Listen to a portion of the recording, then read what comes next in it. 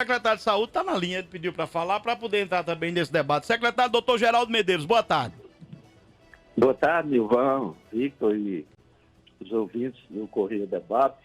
Acho que é importante esse debate, esclarece melhor a opinião pública, mas eu gostaria de enfatizar que o governo do Estado, ele utiliza a hidroxicloroquina desde o início dessa pandemia, no Hospital Clementino Fraga, no Hospital Metropolitano.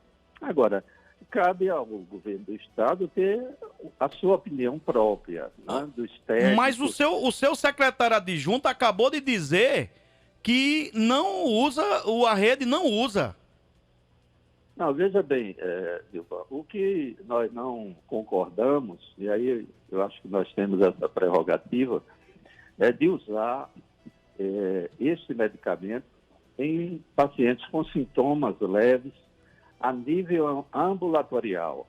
O que nós usamos, e usamos desde março, no Clementino Fraga, no Metropolitano, é a associação azitromicina e hidroxicloroquina em pacientes hospitalizados, porque nós achamos que esses pacientes devem ser avaliados com eletrocardiograma, com provas de função hepática, com avaliação se eles têm algum problema de retina.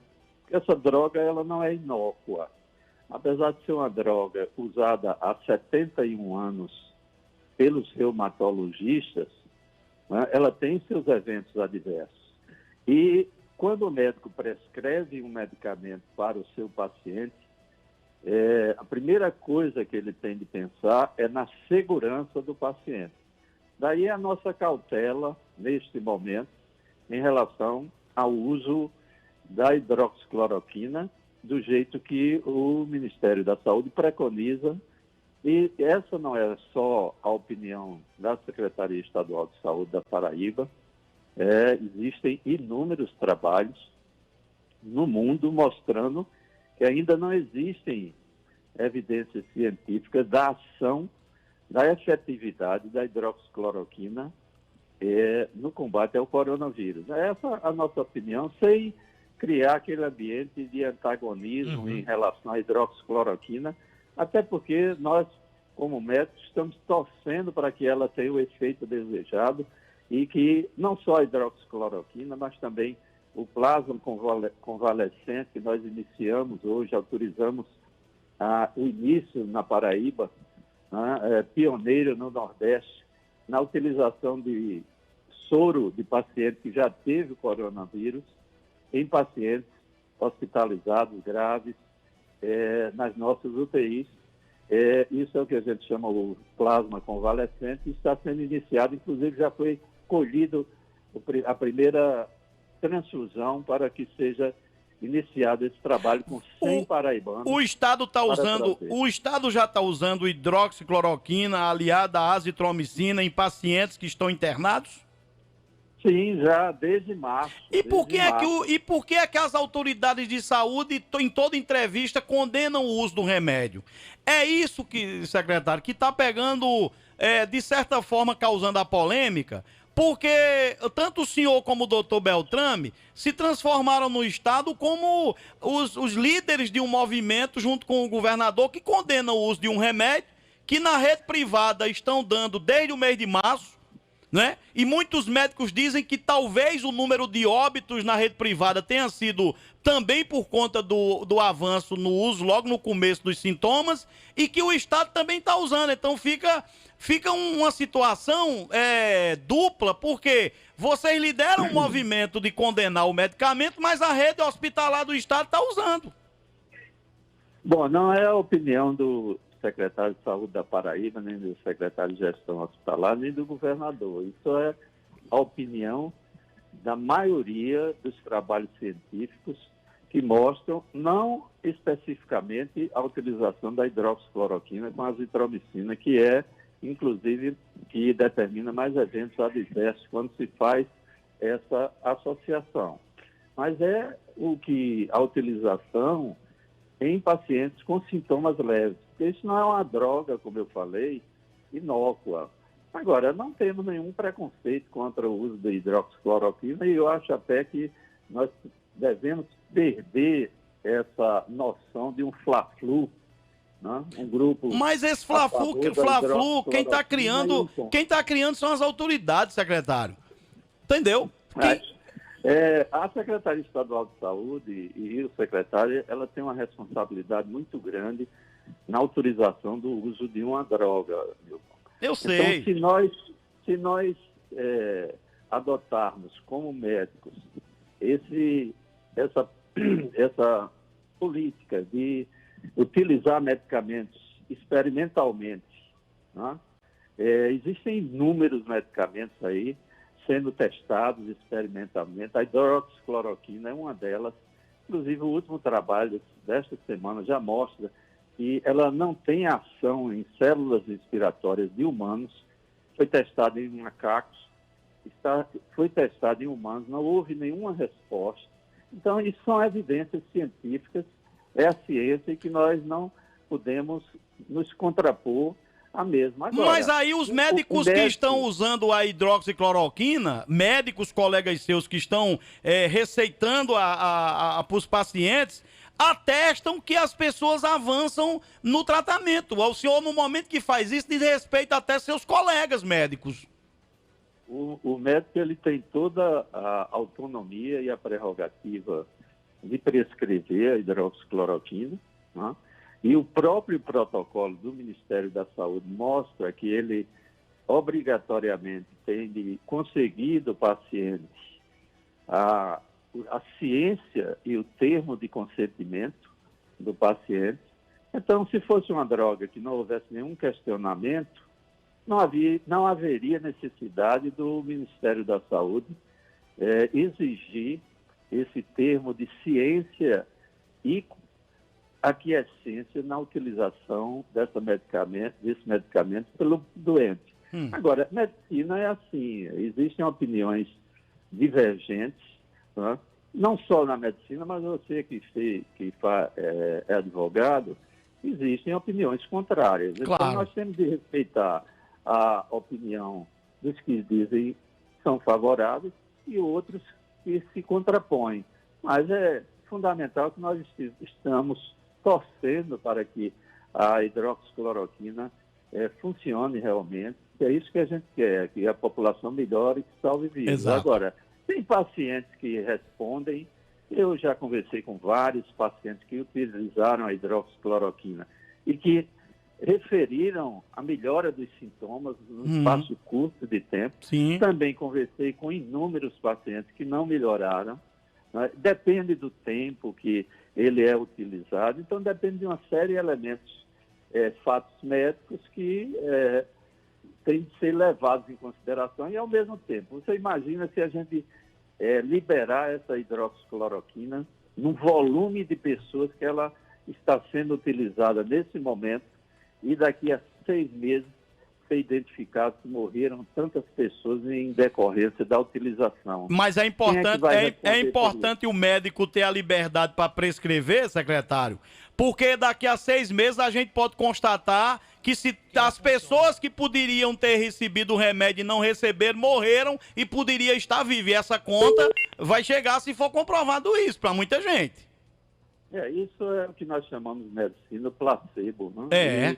Isso é muito utilizado em experimento, em processo de experimentação, mas eu acho que é válido esse diálogo. Exato. O importante é que nós não transformemos esse diálogo que tenha um único objetivo, assistência à saúde, melhorar e evitar a morte. E o senhor peça ao doutor Beltrame para amenizar o discurso, porque termina o discurso dele. O senhor agora foi mais ameno, vai de um entendimento, de analisar as coisas pontualmente. Mas ele parece torcedor do Fla-Flu, que vai logo para cima para desmoralizar, inclusive, os médicos que estão na rede pública receitando o remédio. Doutor Geraldo, só para ajudar no debate, me permita, o que é importante é que o Estado não nega o remédio, porque a impressão que eu tive é que existe uma negativa do Estado para com o remédio. E como a gente vai recebendo vários relatos de pessoas que estão utilizando, fica parecendo que está usando no paralelo. Parece que é uma coisa ilegal. Clandestina, né? Clandestina. Enfim, o senhor agora esclarece. Não, o Estado utiliza. O Estado está utilizando na sua rede. É importante fazer esse debate nesse aspecto, exatamente. Né? É uma incógnita ainda, mas os médicos têm toda a autonomia e a prerrogativa de utilizarem a hidroxicloroquina, ressalvando, aí eu volto a afirmar, ressalvando, o doente tem de assinar um termo de ciência e consentimento, isso não é ideia nossa, está lá, pode ler no protocolo do Ministério da Saúde. Claro. Isso. Claro. Então, se fosse uma droga inócua, não haveria, e se já houvesse o convencimento da sua efetividade, não haveria necessidade desse termo de consentimento. Isso tem que ser esclarecido à opinião pública. É verdade. E eu acho que o debate é interessante. É salutar. E o importante é que a gente não leve para o lado de que nós estejamos radicalizando e nos opondo à utilização da hidroxicloroquina. Nós temos uma opinião pessoal e a hidroxicloroquina, aliás, não é pessoal, é da Secretaria Estadual de Saúde, ela não deve ser usada em pacientes com sintomas leves da doença. Essa é a nossa opinião no momento. Podemos até mudar futuramente ou confirmar tudo que nós estamos dizendo nesse momento. Eu acho que, inclusive, o senhor tem que ter uma opinião pessoal. Eu já acho que a Secretaria não pode ter uma opinião definida sobre isso, porque o objetivo da Secretaria é adotar o procedimento que salve mais vidas. Eu, inclusive, gostaria... O senhor pode ter sua opinião, mas sua opinião não pode ser a opinião da Secretaria, porque a Secretaria é o ente do Estado que cuida da saúde da coletividade. Mas eu tenho que ter a opinião, porque quem assina e quem... Não, eu sei, o senhor tem que ter futuramente... opinião, mas quem se responsabiliza pela vida do paciente foi o médico que atendeu ele lá no hospital, lá na ponta. Eu lembro sempre, e foi recente, é uma droga que era milagrosa para o câncer, a feniletolamina, foi inclusive autorizada por pressão pela Anvisa naquela época, e hoje se configurou que a mesma não tinha validade nenhuma. Então, isso aí, essa cautela que nós temos como gestores da saúde de não autorizarmos a utilização de uma droga como uma panaceia e depois não ter efetividade nenhuma, ser comprovada através de trabalho científico. Doutor Geraldo, meu tempo aqui estourou, mas eu preciso lhe fazer uma pergunta. Nós estamos vendo os casos surgirem com mais intensidade no interior do estado. A sua perspectiva, o senhor é sempre convidado a opinar com relação às medidas de isolamento. Enfim, estamos vivendo uma semana talvez a mais dura, com medidas mais duras. A tendência é que o governo possa, nos próximos dias, com esse avanço no interior, tomar medidas ainda mais severas no sentido de preservar o isolamento das pessoas. Essa é a sua sensação? Parece que a gente está subindo esse pico agora? Certeza, Vitor. Inclusive, ontem nós recebemos um telefonema do ministro da Saúde, o general Pazuello, e nós dialogamos justamente sobre isso. A preocupação dele agora e os números e os estudos que eles têm no Ministério da Saúde é que Recife, Fortaleza, as capitais, as metrópoles estão sendo controladas e agora o vírus está se disseminando por todo o interior do Brasil. Inclusive, ontem nós passamos o dia em Campina Grande, que terá, nos próximos 20 dias, na próxima semana, números cada vez maiores de casos confirmados. Aí nós levamos 10 respiradores para Campina Grande. Estamos esperando, daqui para sábado, mais 30 respiradores. Estamos montando uma estrutura como montamos aqui em João Pessoa. Sim. Durante esse pico. Então, essa vertente da interiorização do vírus, ela é verdadeira. Então, é possível a gente constatar que junho será também um mês de isolamento, uma vez que o vírus agora ele começa a chegar com mais intensidade no interior. É uma tendência isso, né? Não, nós estamos num período já longo, né, de mais de isolamento. 60 dias, né? Então, eu acho que a população não suporta mais muito tempo com esses segmentos econômicos.